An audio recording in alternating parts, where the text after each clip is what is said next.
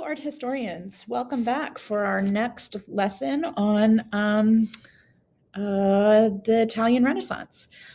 So let's look at our next piece, which is called The Venus of Urbino. And this is by an artist called Titian. That's how you say that, Titian. And here we see, again, our use of oil on canvas.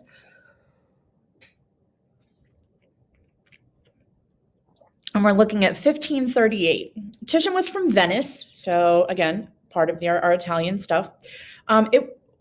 He moved to canvas because originally Titian painted a lot on wood, and then once Botticelli started using canvas, and he was informed of canvas, he moved to canvas because it really avoids like the idea of the wood cracking, the wood splintering, having to make a large piece like this out of multiple pieces of wood.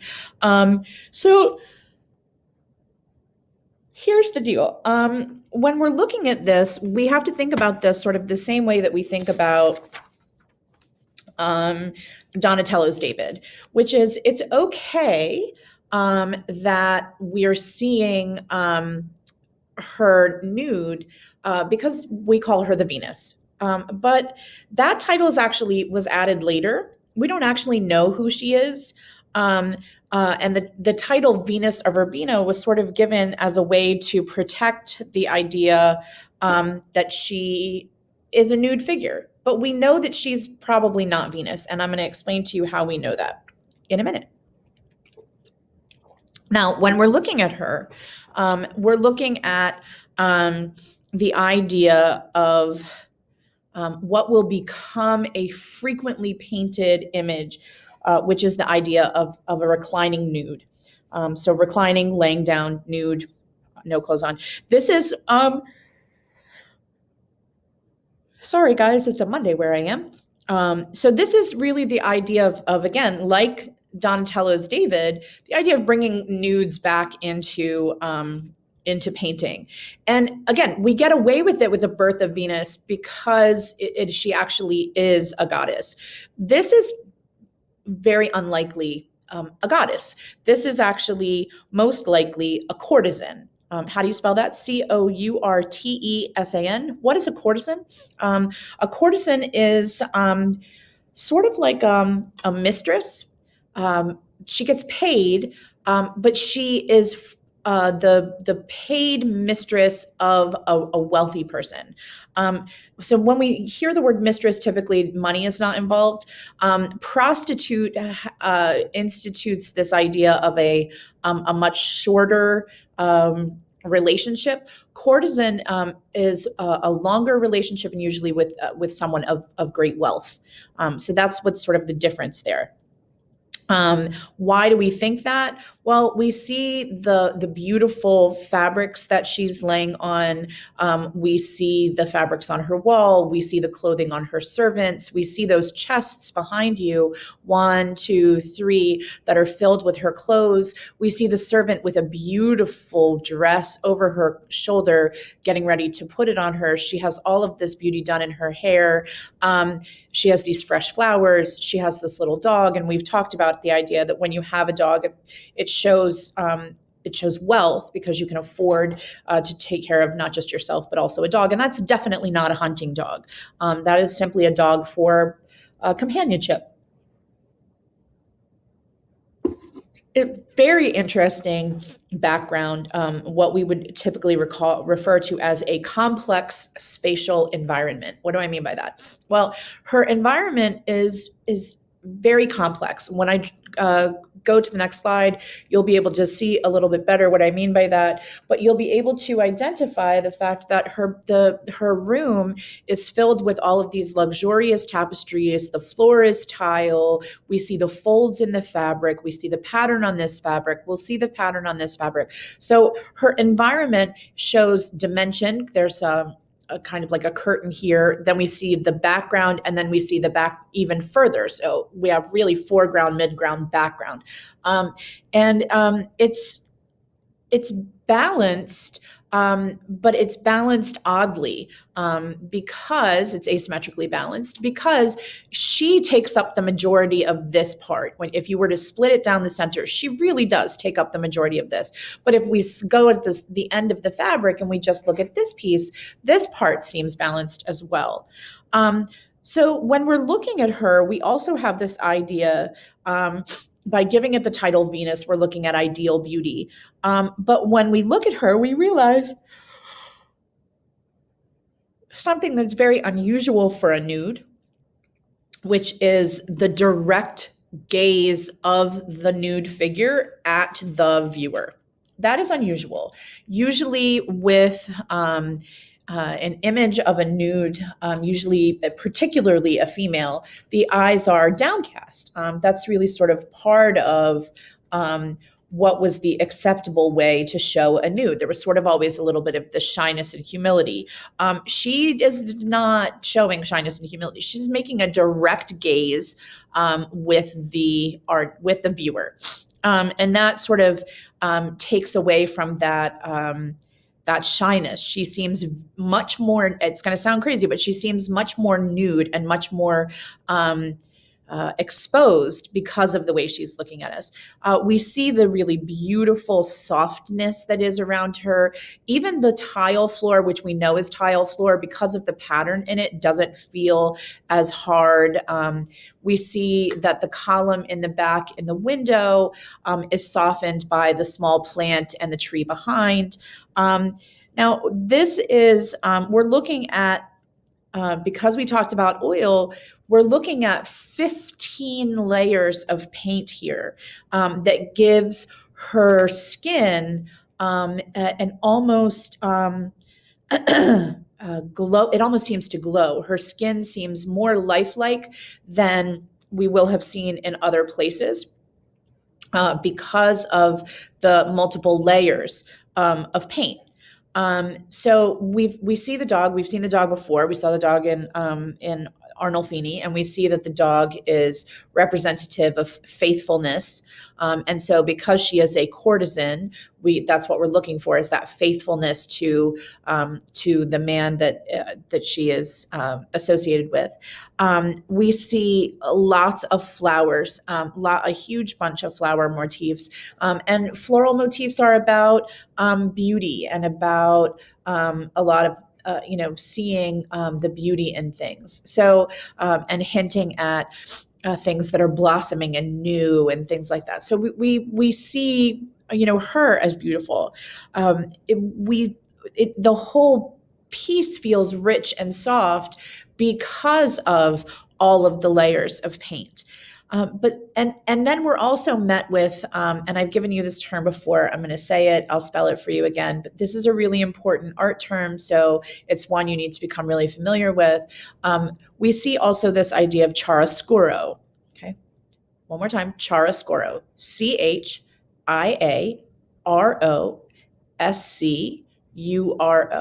And chiaroscuro is that contrast of light and dark, that ability to contrast the things that are very light versus the things that are very dark, and in a way to make it more evident, to put emphasis.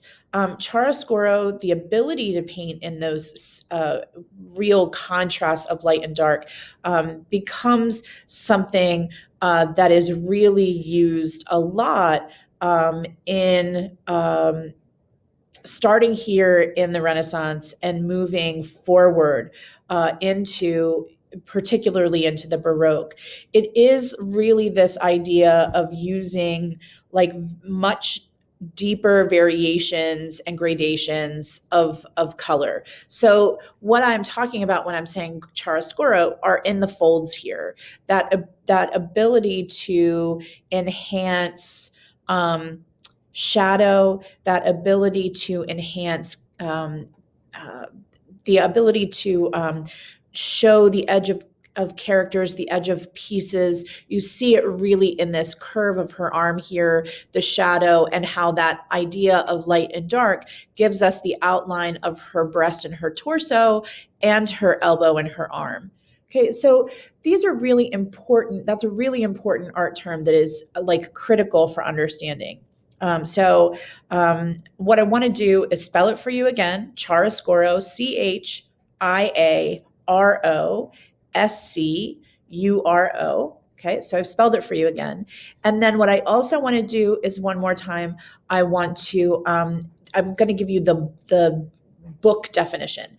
The use of deep variations and subtle gradations of light and shade. Okay, one more time. The use of deep variations and subtle gradations of light and shade. The purpose of which is to enhance the delineation of character. Okay, so let's look at it again. The gradations of light and shade, look at the fabrics, look at her elbow, look at her armpit. The use of light and shade to enhance, to make clearer the delineation or the lines between different parts of an image. Okay, so we're going to go to the next page and I'm going to show you some better examples of that. Okay, what you see here, this chiaroscuro, where you see this dark on her wrist there, the chiaroscuro here in this line of her where her torso meets her hand, this chiaroscuro underneath her chin and along her cheek. Okay, that ability to show and highlight that light and dark. Okay, I also want to talk about some of the background. And when I'm talking about oil paints and the importance of oil paints, look at the slight pieces here that are much golder than the rest of her hair. Look at these 1, 2, 3 white dots here on her earring that allow that earring to look like it's glowing. I'm going to go forward one more time.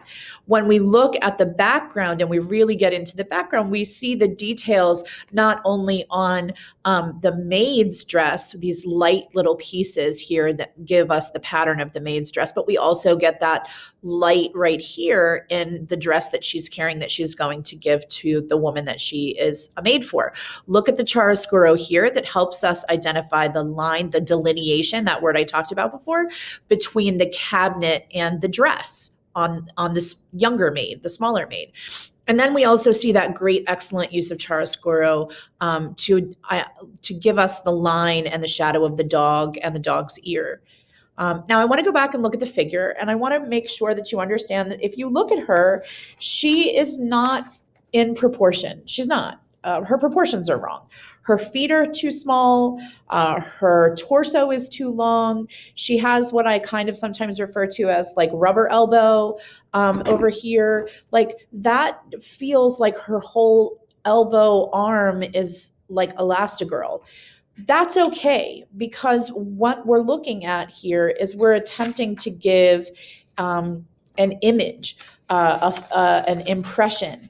We are not attempting to teach the whole, to be exactly and look exactly like humans do. It's what we're getting here is a less specific image. It has to be less perfect, less ideal, and more about the impression of her being beautiful.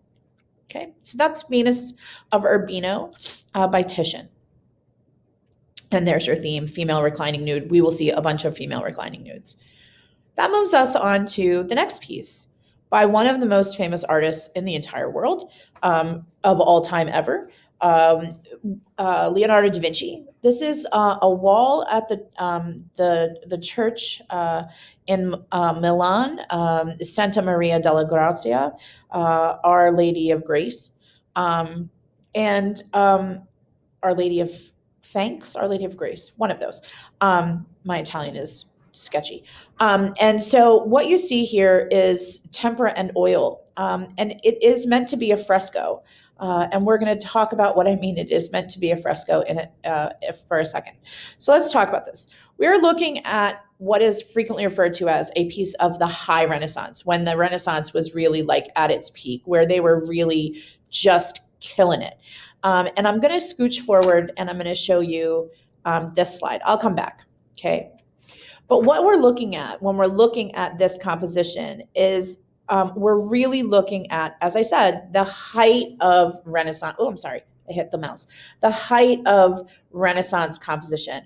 We're looking at making sure that our composition is balanced. We're looking at our shapes and our spaces, and we are trying to work towards a really beautiful, both symmetrical and asymmetrical balance. We're looking at those lines that I've used before called orthogonals, those lines that force your eye to go a certain way. We talked about those when we did the lamentation from the Arena Chapel, but here that is again orthogonal, orthogonal,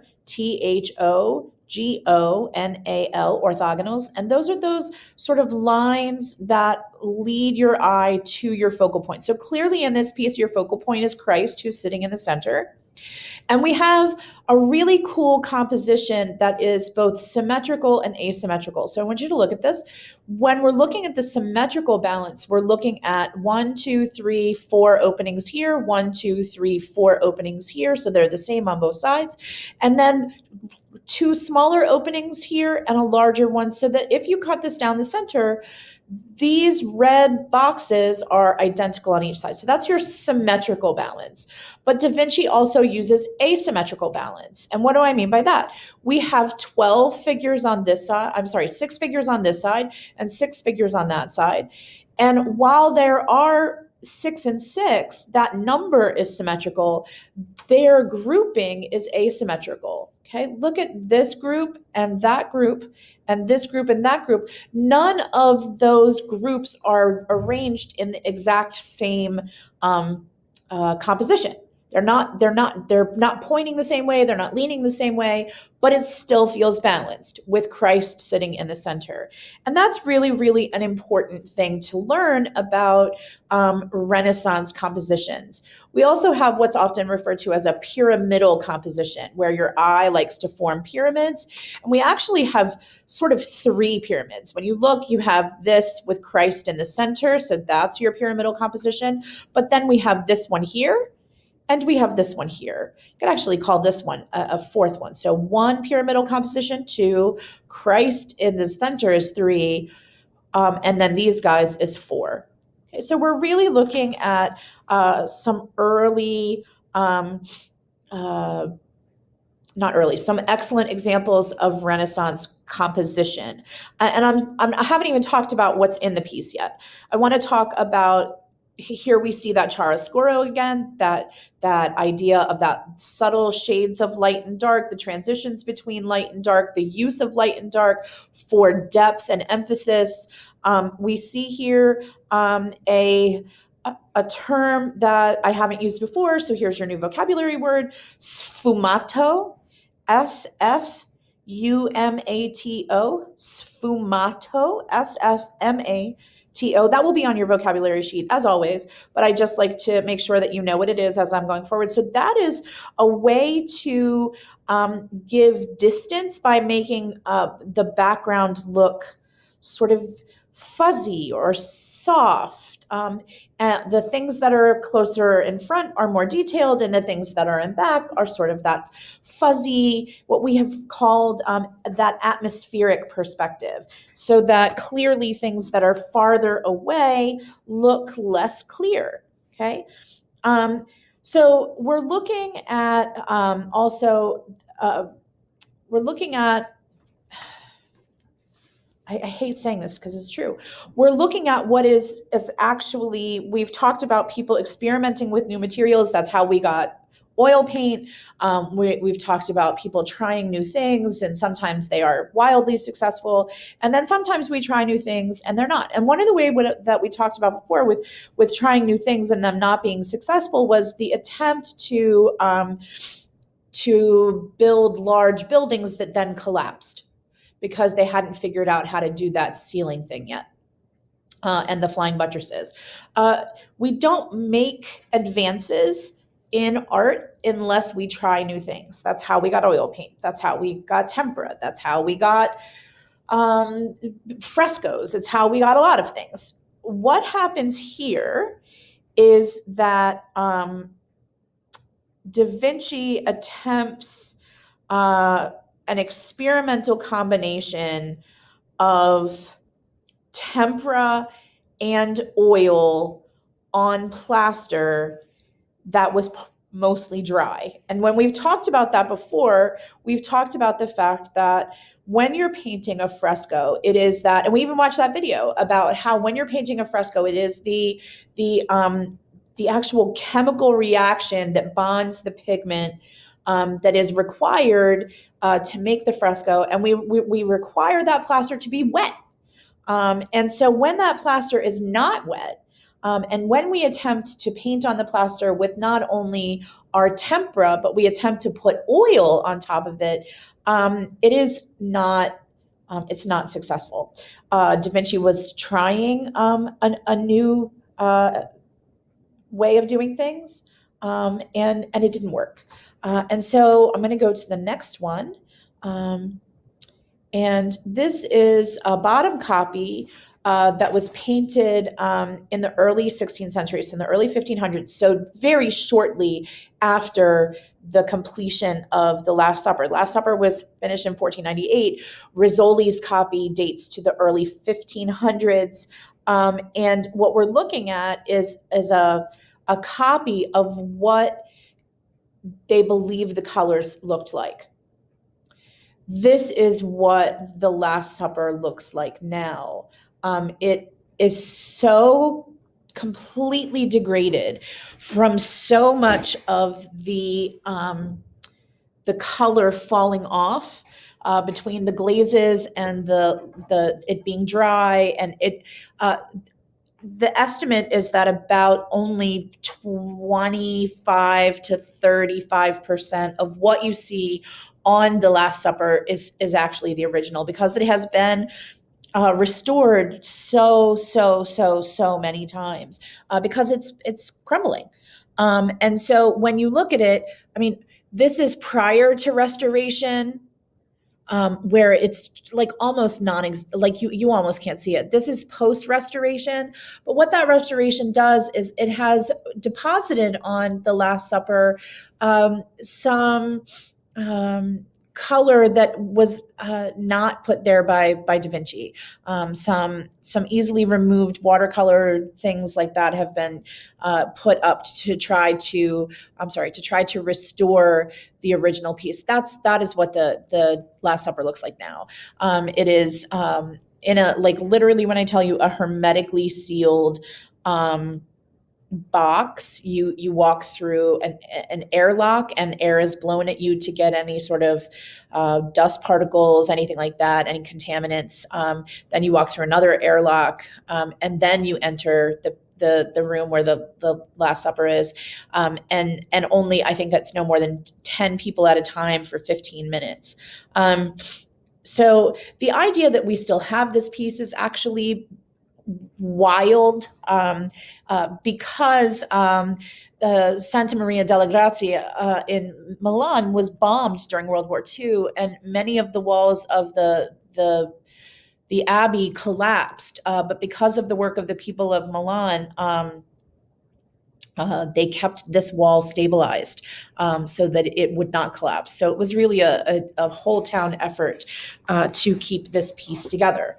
All right, so now we've talked about the artsy part of it and the history part of it. Let's talk about where it is.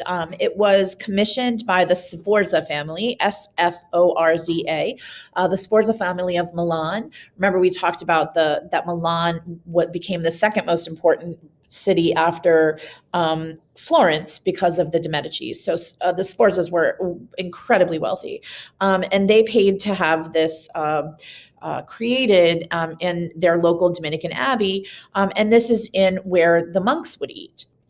So the monks would be in this room eating while looking at this composition of Jesus at the table of the Last Supper. So, sort of this idea that while you're eating, you're looking at the last meal that Christ ate. And so we have to talk about what exactly is the Last Supper. So we have to remind ourselves first that prior to the death of Christ, there was no Christianity. All of these people that you see here are Jewish. Okay, they're Jewish people that follow Christ. And what you see here is and the Passover meal. We talked about Passover when we did the Golden Haggadah. The Passover meal is the meal that celebrates the idea that at the end, in order to free the Jews from Egypt, God sent the plague that killed the firstborn. And because the Jews put the blood of the lambs on their door frame, the angel of death passed over them, Passover, and they lived. So Jews celebrate that Passover dinner at Passover time once a year. And so it is the Passover meal that Jesus and his apostles are eating here. Now, the story, if you don't, know like Christian stories, that this is a difficult thing to look at. Who are all these people and what is going on? So at this Last Supper that Christ eats, he knows that he is going to be arrested and crucified. He's aware of this. He knows that one of the men that is with him, one of his apostles, will betray him and will be responsible for him being arrested and killed. So at this Last Supper, this is the place where Christ says, where we get the mass that we talked about when we did Santa Sabina, take this bread and eat. This bread is my body given up for you. Take this wine and drink. This wine is my blood given up for you. That happens at this dinner. So where that language from that mass that we talked about, why Catholic churches have to have a view of the altar, that language comes from this scene in the Bible where Christ is eating what he knows will be the Last Supper. And here he's pointing to a glass of wine and some bread. This is the bread, this is the wine, okay? You also see all of this sort of tension between all of the characters. And why is that? And it is because Jesus has just said the sentence, one of you will betray me. He knows it's going to happen. And so they're all looking at each other, trying to figure out who's going to be the bad guy and who's the one that did it. And they're all looking at each other and all of this stuff. And so you see them sort of arguing about who is going to do this. And so what you see here is this is John, the one that we typically see at the bottom of the cross with Mary.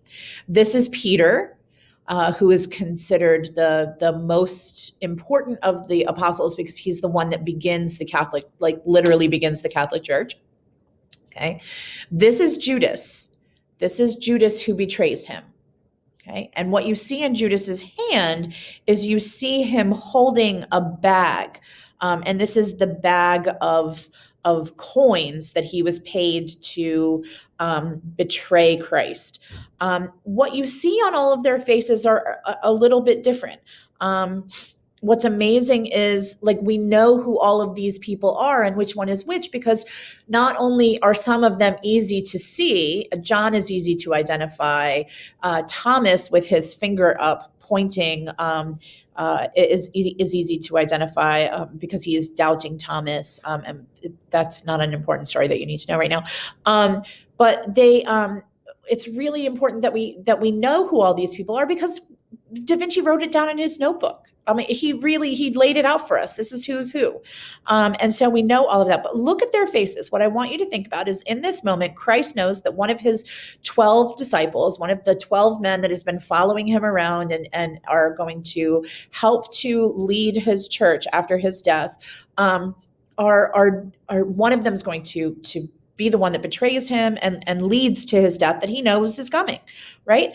But you see different faces. You see surprise. You see fear. You see anger. You see suspicion. You see denial. You see Christ's face is full of anguish. He is sad. He knows that one of his most important men is going to betray him. And so that is the beauty of what we see here with this, is that we see all of these faces. We see the ability to create this tension and to see the moment that is happening. It's really, really quite beautiful.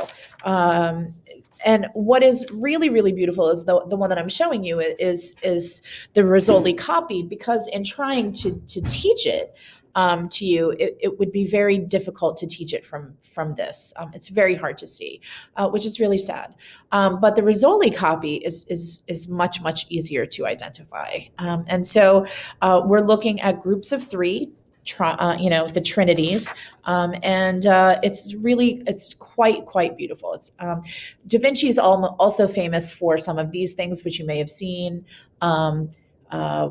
Please, if you feel like it, go ahead and go back and read these. It's really cool. This one, Ginevra da Vinci, is in DC. And if we ever got to take field trips again, we could go see it. Mona Lisa is in Paris. Where is she?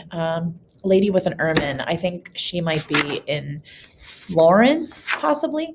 Okay, so these are some of Da Vinci's most famous works.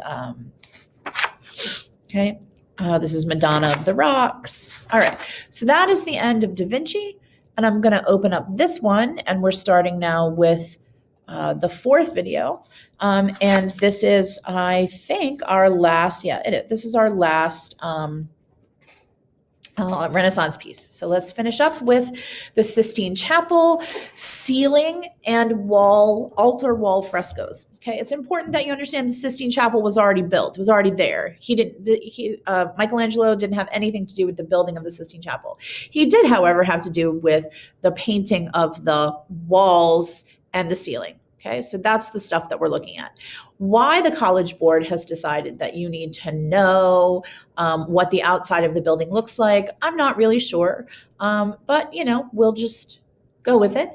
So this is the outside of the Sistine Chapel. While you're writing down these things, that this is in Vatican City, Italy. Now, here's an interesting thing that you need to know. Rome, Italy is a city, and inside Rome, there's this smaller country called Vatican City. It's its own country. It has its own government. It is not ruled by Rome. So it's really important that we sort of talk about that to start with. Okay, so Vatican City is its own country. I'm so sorry. Excuse my alarm. So Michelangelo does the ceiling frescoes and the altar frescoes.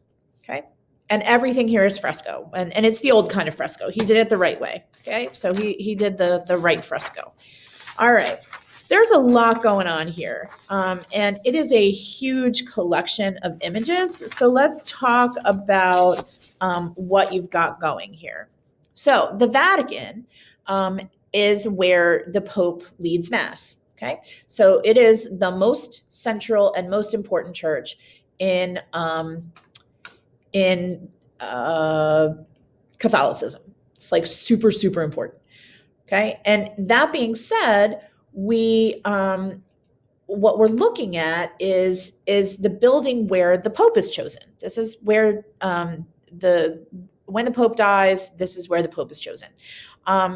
It is considered to be one of the most important buildings in all of Catholicism, because this is where some of the most important pieces of Catholic work take place. When a pope dies, all of the cardinals from all around the world come to the Sistine Chapel, and they vote to select the next person who will be pope and who will lead the church. And so Pope Julius, the same guy from Raphael's doing the School of Athens, Pope Julius II, Pope Julius wanted the decorations of the Sistine Chapel to be humbling for the cardinals that are there, and to remind them of the importance of the church and continuing the continuity of faith, making sure that there's a pope, making sure that they vote well. The chapel was built. The chapel, as we know it now, was built in 1472. There are pieces at the bottom that are painted by Botticelli. There are pieces at the bottom that are painted by Raphael, Perugino, lots of different stuff. But Ghirlandaio, lots of amazing artists. But because of the construction of the church, and because of the way that the ceiling was sort of created, we end up with an odd sort of thing he's got to paint around. So what do I mean by that? So let me show you first your 4 images. Your first image is the outside. I don't know why. I really don't. I don't. It's just dumb. I'm just gonna be honest. Your second image is this long shot. These are doors, okay, and those are like 10-foot doors. So I want you to just see how tall this is. Okay, Michelangelo did this painting and all of these paintings up here on the ceiling and all of this stuff on the windows up. He did not do the windows down. Okay, so Michelangelo is this ceiling and the front wall. Okay, so that's your second image. This is really helpful because it lays out exactly what everything is. So that's super helpful. Your third image is this particular piece from the ceiling, which is the story of Noah's Ark and the flood. And your last image is this piece, which is, it's called a Sibyl. And I promise we'll talk about that in a minute. This is called the Delphic Sibyl. Okay, so those are your 4 images, and this is the front wall. All right, so Sibyl, flood, long shot, outside. Okay, so when we look on the inside, what we realize is because of the construction, what you're going to see is all these odd little shapes. I'm actually going to go to the next one. So when you look at it, you'll see that we have the center section of the ceiling here. Okay. Then we have these little odd shapes here, right? And then triangles, and then another odd shape and a triangle. And then we have these sort of half moons over here, and then half moons over all of the windows. So let's look again.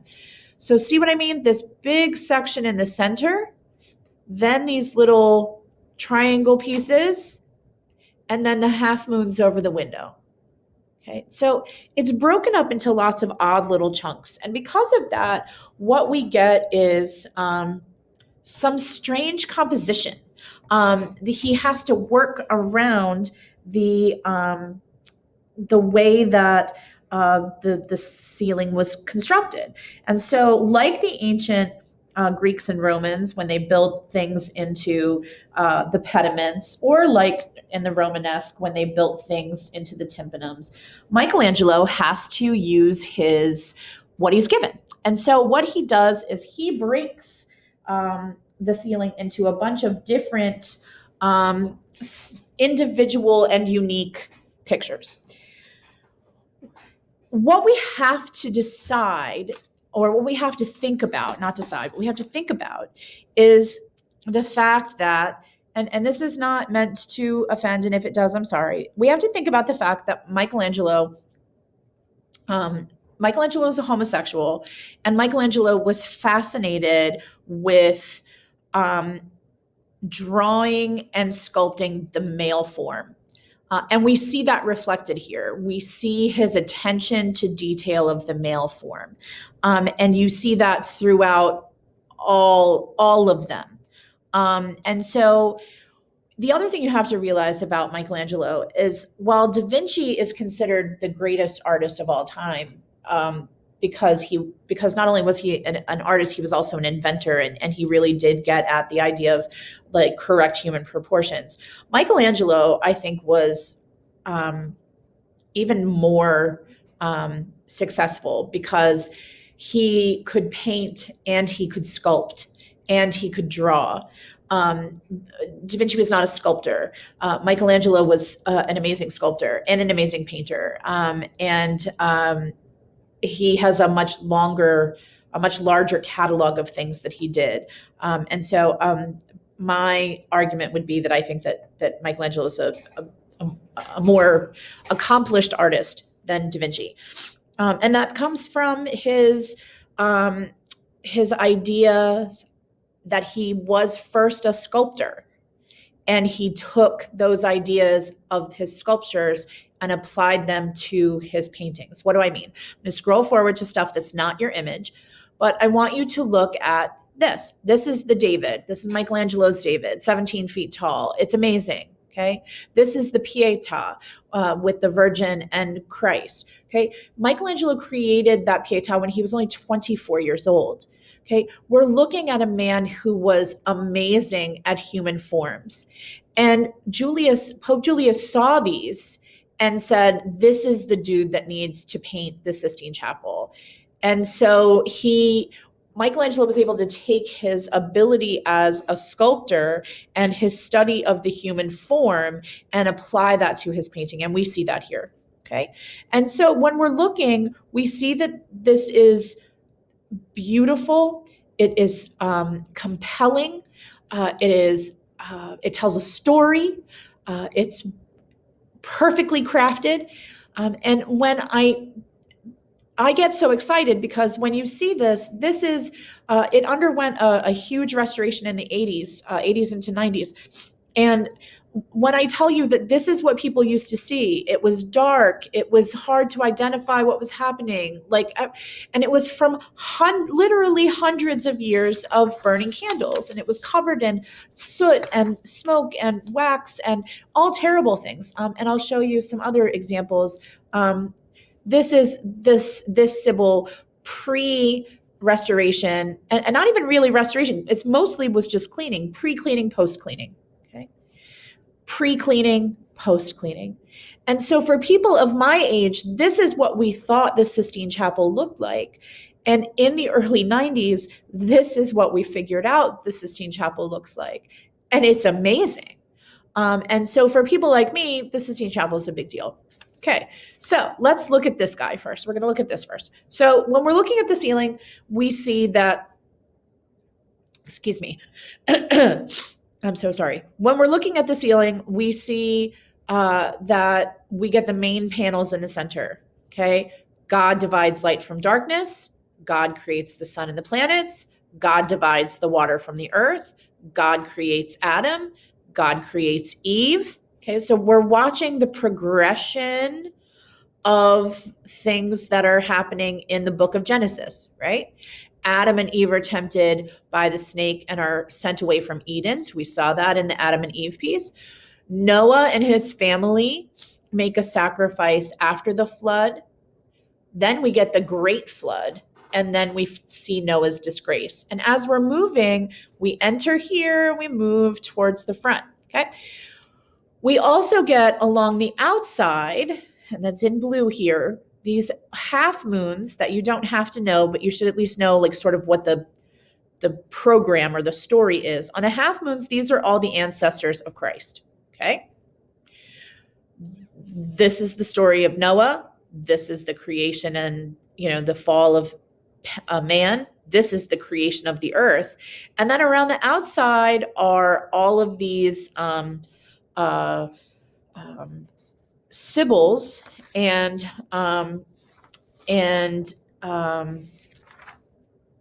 prophets.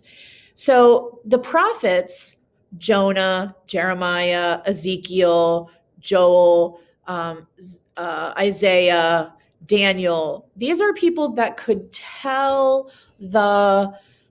the story, that could predict what was they were going to tell the things that were coming. They could predict the events to come. And we see that. But then we see that we've mixed in these things that are called sibyls. And these sibyls were ancient prophets that predicted the coming of a new Lord. And so Libyan, Cumaean, Delphic, where is it? Ethiopian, Persian. We see these as they are purposefully chosen as ancient people who saw the coming of a new God, and that Christians then saw as the prediction of the coming of Christ. So that's why they're on there. Okay. And then here on the corners are pendentives. We see places where the Israelites are saved by God. Moses, okay, Haman, and this is the story of Esther, okay, David slaying Goliath, and Judith slaying Holofernes. So we see 4 places where God rescued the Israelites. So this is all just sort of laid out for us as the story of faith, right? The story of Christ was predicted. Here is Christ's family. Here are the places where God saved the Israelites. And these are the things that Julius wanted the cardinals to think about as they chose the next pope. Think about how far back the story of Christianity goes. Think about the important things that have happened in our church. Think about the moments that we have been saved. Think about the moments where we made mistakes. Think about the moments where God protected us, and choose wisely as you choose the next pope. Okay. And that's the layout of the ceiling. And so when they give you this image, I feel like it doesn't really help you figure out what's really going on here. So here you can see it's a really great image of Adam and Eve running out of the garden. This is probably the most famous image from the ceiling, which is the creation of man. Okay. So I'm going to scroll forward and show you the next image, which is this is one of your required images. So why is this your required image? So that you can talk about this is the family of Christ. These are the people that predicted the coming of Christ. These are the stories of the Old Testament where God created things and saved people, right? So that's what you need to know. The next image is the flood, and this is the story of the world becomes just filled with terrible people, and God says he's going to destroy the world with water and has Noah build his ark. And Noah brings in the animals, and there are people, his family in the ark, and animals in the ark, and everyone else will be destroyed. So here you see in the background, you see the ark. You see people trying to climb onto the ark. They will not survive. You see people trying to get into a boat. You see people trying to hide on the rocks. You see people just wailing because Noah told them that this was happening and no one would believe him. And Noah was building his ark and they made fun of him. And Noah was doing all this construction. And now they figure out that the story that Noah was telling about the destruction of the world is actually going to come true. Why does the College Board pick this one instead of, say, the creation of man? Because this one is a very crowded composition. It has lots of people to look at. There are arguably 5 separate things going on here. You have this group of people that are trying to hide on this sort of rocky outcropping. You have this group of people that are trying to hide here. So there's 2. You have this group of people that have made themselves a raft. You have this person saving his son, and then you have the actual ark back here. So why did the College Board pick this one? It gives you that perspective. The ark is farther away, the people are closer. It gives you implied motion, a lot of motion. All of these people are moving, and you can practically hear the crying and the wailing. It gives you, it lets you see the sculptural aspects that are present in most of the figures on the ceiling. These figures look like he could sculpt them because he probably could. And so we see the survivors that are here now, and we know that they will not survive the flood. But the College Board has you choose this because the College Board chose this because this is the one where we really, really get so many figures and so many characters and can see the real accomplishments that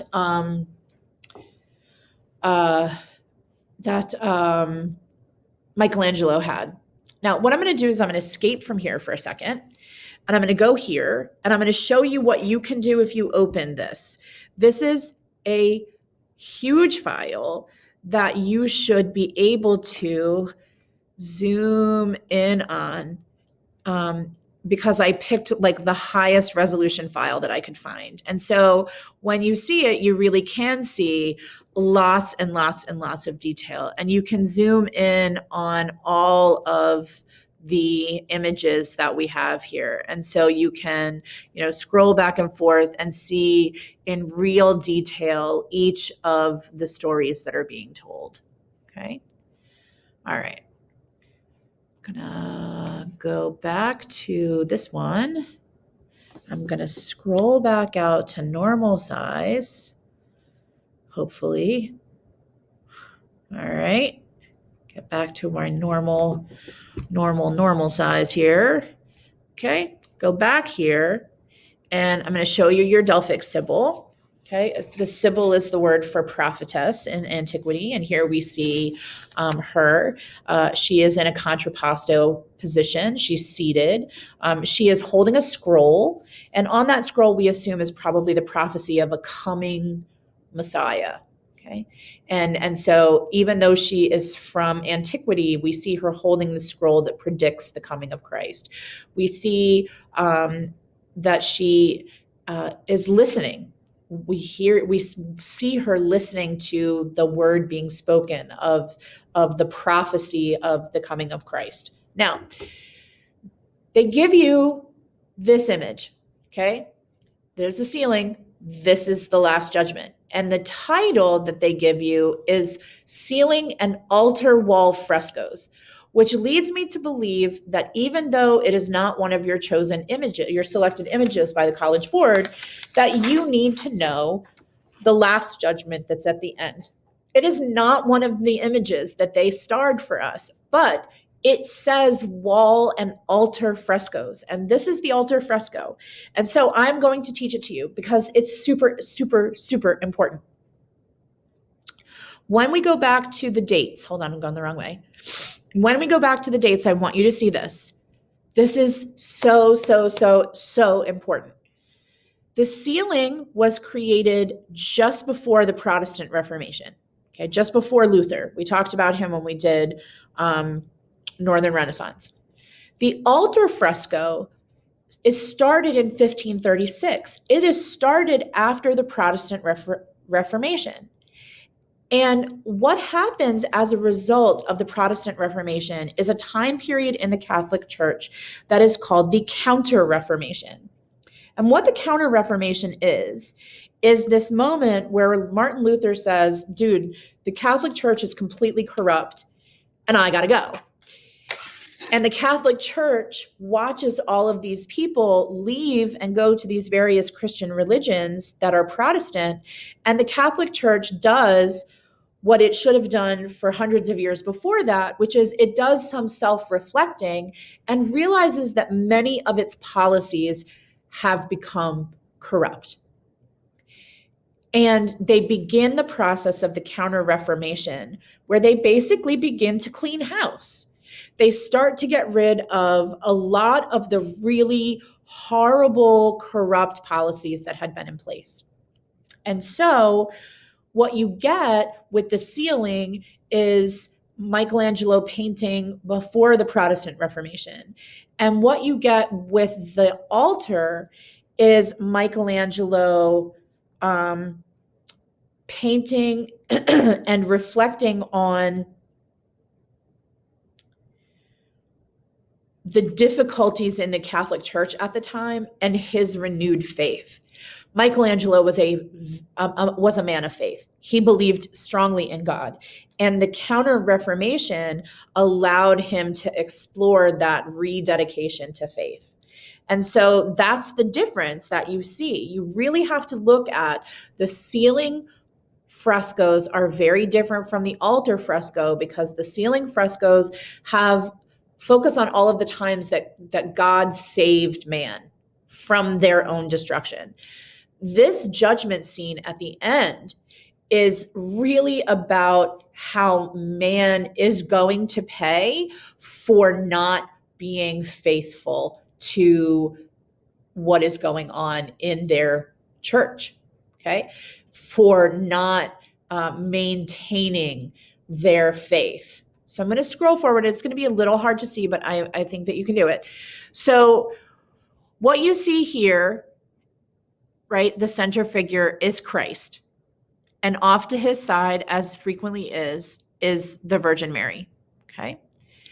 We see over here the Archangel Gabriel, who is the preserver of faith, okay? He is the one who saves saves, not saves, who announces he's the Annunciation. He's the one that tells Mary that she will have the child of God. And he's an archangel. An archangel is sort of like really the most important angels. Okay. Then we get to see some of the other characters. Here we see St. John the Baptist, but it could also be Adam. Okay. And then we see that if you look, 18, 19, 20, right? So in 18, 19, 20, right in here, we're seeing the people that wrote the Gospels. Okay. And then we see all of these other, important people in the Bible. Here's our Saint Sebastian with the arrows in him. Okay. I'm going to scroll down a little bit more, and then we see the Archangel Michael. Okay. He's the other warrior archangel right here, Archangel Michael. And we see the devil and all of this scary spookiness that goes on over here in the little devil's area.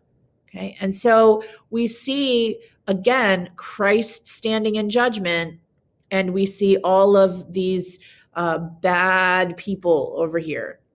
Okay. All right. So let me scroll back to the picture. Whoop, whoop, whoop, whoop. Okay.